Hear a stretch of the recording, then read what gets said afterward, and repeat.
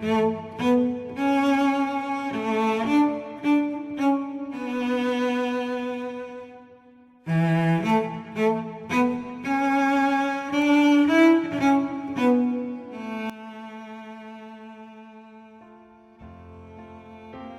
morning. Here is today's word of blessings for you. Ephesians 4:7-13. But to each one of us grace has been given as Christ apportioned it. This is why it says, when he ascended on high, he took many captives and gave gifts to his people.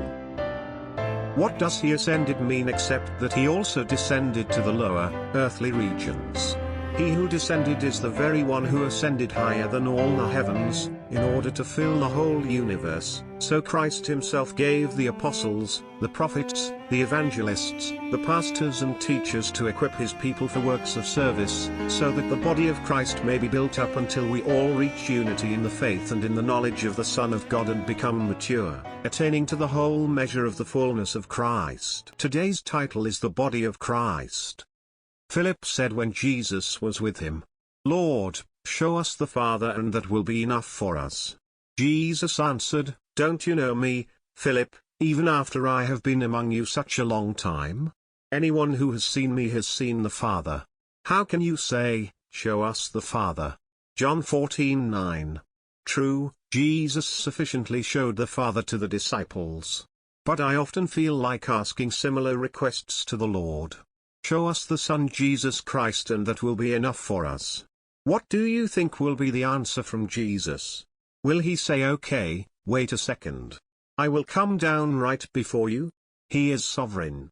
It completely depends on him. He could come down any time if he wants. But in my understanding of the Bible, a more reasonable answer will be something like the church is among you. That's my body that I left for you when I ascended on high. I know that the church is getting many criticisms from the world. Unfortunately, the church is not what it should be like as Christ left it for us. It's tainted and corrupted. However, there is still nothing in the world that can replace it. Despite so many flaws and corruption, it still shows Christ more than anything else in the world. Growing in the church and serving as a pastor, I have seen lights and shadows as well as all the nooks and crannies of the church. But I still love the church. To me, it still is the body of Christ. The good news of Gospels is proclaimed in it and through it. Lost souls are saved by it. Christ's love abounds in it. We feel the presence of Christ in it. As a pastor, I felt that Christ rejoices when the church triumphs over the world. I felt Christ was hurting deeper when the church is suffering.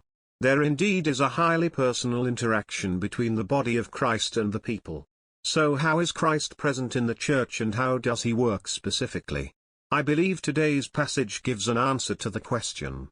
When he ascended on high, he took many captives and gave gifts to his people.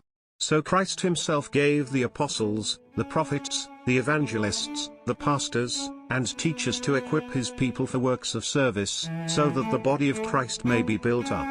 This was why we have seen so many little Jesus at the church through the apostles, the prophets, the evangelists, the pastors, and teachers. In a way, I am a part of his precious body. And you are too. That humbles us. But that's the beauty and the mystery of the body of Christ.